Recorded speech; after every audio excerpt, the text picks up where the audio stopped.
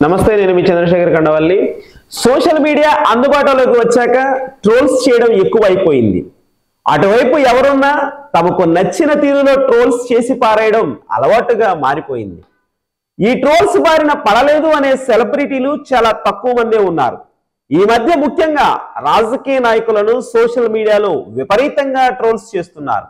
AP రాజకీయాల్లో చంద్రబాబు నాయుడు గారి నుంచి లోకేష్, జగన్, పవన్ కళ్యాణ్ ఇలా ప్రతి ఒక్కరూ ట్రోల్స్ కు గురైన వారే. అసలు ఈ సోదంతా ఎందుకు చెబుతున్నారని మీరు అనుకోవచ్చు. అసలు విషయం ఏమిటంటే, నారా లోకేష్ ను టార్గెట్ చేసి 2014 నుంచి 2019 మధ్యలో విపరీతంగా మీమ్స్ ట్రోల్స్ చేశారు. నారా లోకేష్ కూడా అంతే గట్టిగా తట్టుకుని నిలబడ్డారు. ఆయన సభలో మాట్లాడిన ప్రతిసారి ట్రోల్స్ వచ్చేవి.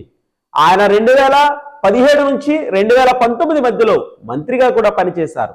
అప్పుడు కూడా ఆయన మీద పెద్ద ఎత్తున ట్రోల్స్ వచ్చాయి. ఇప్పుడు సడన్ గా నారా లోకేష్ ను టార్గెట్ చేస్తూ ట్రోల్స్ తగ్గి డిప్యూటీ సీఎం పవన్ కళ్యాణ్ మీద ట్రోల్స్ విపరీతంగా పెరిగాయి.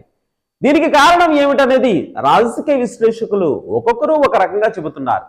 కూటమి ప్రభుత్వంలో సోషల్ మీడియా ట్రోల్స్ బాధిత మంత్రిగా ప్రస్తుతం పవన్ కళ్యాణ్ గారు ఉన్నారని సోషల్ మీడియా చెబుతోంది.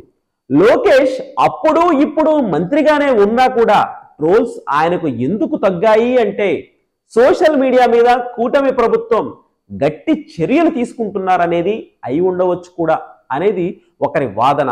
అయితే మరికొందరికి మాత్రం ఆయన వాడే మాటలను కూడా ఆచి తూచి చాలా జాగ్రత్తగా మాట్లాడుతున్నారని అంటున్నారు.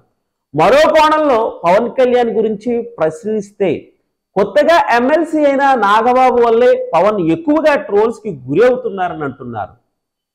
నాగబాబు బోల్డ్ గా మాట్లాడేస్తున్నారు. ఆయన మాట్లాడేటప్పుడు పర్యవసనాల గురించి పెద్దగా ఆలోచించరు.